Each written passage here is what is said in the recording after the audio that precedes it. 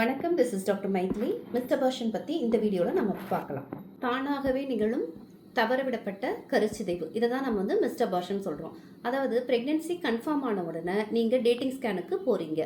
அப்போது உங்களுக்கு maximum time wait பண்ணியும் ஹார்ட் பீட் வரல அப்படின்னா அதை மிஸ்டபார்ஷன் சொல்லுவாங்க.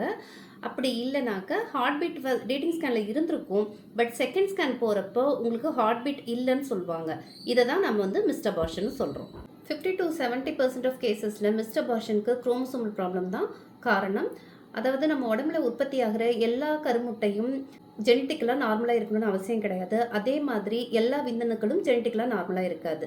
ரொம்ப அப்நார்மலாக இருக்கிறதோட சேர்றப்போ உங்களுக்கு அந்த ஸ்டேஜ்லேயே கருவோட வளர்ச்சி அரெஸ்ட் ஆகி மிஸ்டபார்ஷனாக மாறிடும்.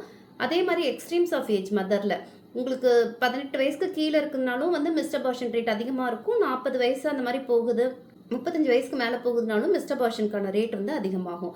பாடி பிஎம்ஐ ரொம்ப கம்மியாக வெயிட் இருந்துச்சுனாலும் மிஸ்டபார்ஷன் ரேட் அதிகமாகும். அதிகமாக இருந்தாலும் 25க்கு மேலே இருக்குனாலும் உங்களுக்கு மிஸ்டபார்ஷன் அதிகமாகும். அதே மாதிரி பெட்டர்னல் ஏஜ், உங்களுக்கு ஃபாதரோட ஏஜ் 40 இயர்ஸ்க்கு மேலே போகிறப்ப மிஸ்டபார்ஷன் அதிகமாகும் ரேட்டு. ஜெஸ்டேஷனல் சாக், கருவோட நீளம் இதையெல்லாம் பொறுத்து குழந்தைக்கு ஹார்ட் பீட் வரலனாக்கா ஒரே ஸ்கேனில் சம்டைம்ஸ் மிஸ்டபார்ஷன் டயக்னோஸ் பண்ணுவாங்க. ஒரு சிலவங்களுக்கு 1 வாரம் கழித்தோ 2 வாரம் கழித்தோ திருப்பி இன்னொரு ஸ்கேன் எடுத்து அப்பவும் ஹார்ட் பீட் வரலனாக்க மிஸ்டபார்ஷன் டயக்னோஸ் பண்ணுவாங்க.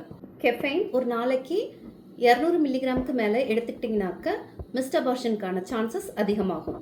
மிஸ்டபார்ஷன் ஒன்ஸ் டயக்னோஸ் பண்ணிட்டாக்க உங்களுக்கு 3 ஆப்ஷன் இருக்கும். 1, கரு தானாகவே வெளியேறதுக்கு வெயிட் பண்ணுறது. 2வது, மருந்து மாத்திரைகள் கொடுத்து கருவை வெளியேற்றுறது. 3வது, டிஎன்சி இல்லைனாக்க எம்விஏ போன்ற சர்ஜிக்கல் மெத்தட்ஸ் மூலமாக கர்ப்பப்பையை க்ளீன் பண்ணுறது.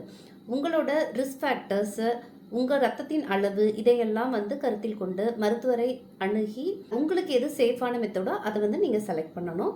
கன்சர்வேட்டிவ் மெத்தட், அதாவது கரு தானாகவே வெளியேறதுக்கு வெயிட் பண்ணுறதுல உங்களுக்கு 3% ஆஃப் இன்ஃபெக்ஷன் ரேட் இருக்கும். உங்களுக்கு ரொம்ப எக்ஸசிவாக ப்ளீடிங் போகுது அப்படின்னாக்கவோ, இல்லை இன்ஃபெக்ஷன் ஏதாவது ஆகிட்டு ஃபவுல் ஸ்மெல்லிங்காக டிஸ்சார்ஜ் வருது, இல்லை ஃபீவர் இருக்குது, அடிவயிறு ரொம்ப வலிக்குது அப்படின்னாக்கவோ உடனே நம்ம கர்ப்பப்பையை க்ளீன் பண்ண வேண்டியிருக்கும். மிஸ்டபார்ஷன் குறித்த இந்த வீடியோ உங்களுக்கு யூஸ்ஃபுல்லாக இருந்திருக்கும்னு நினைக்கிறேன். உங்களிடமிருந்து விடைபெறுவது டாக்டர் மைதிலி.